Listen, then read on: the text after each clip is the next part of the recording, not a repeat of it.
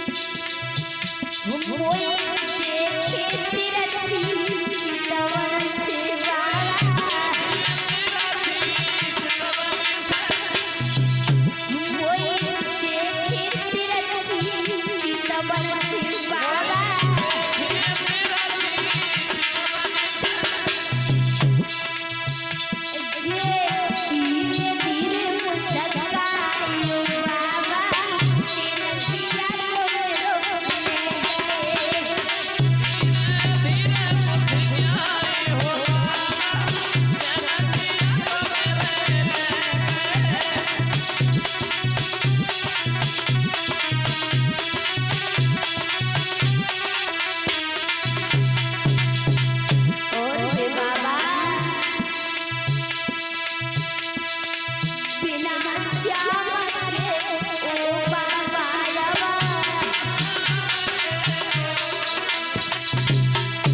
अरे बिना श्याम के ओ बाबा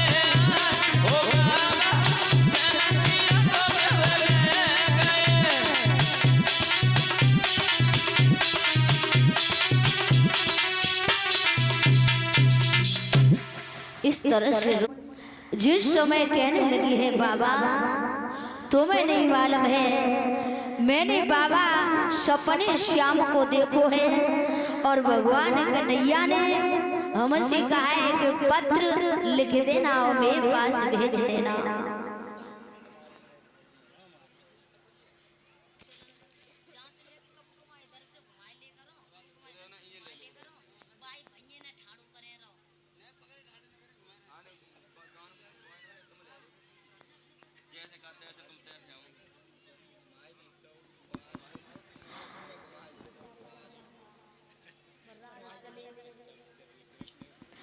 और जैसे ही रुक्मणी ने कहा है रोने लगी तो बाबा कहने लगे लली अगर ऐसी बात है तो पत्र लिख दे और हम दे आएंगे लेकिन लली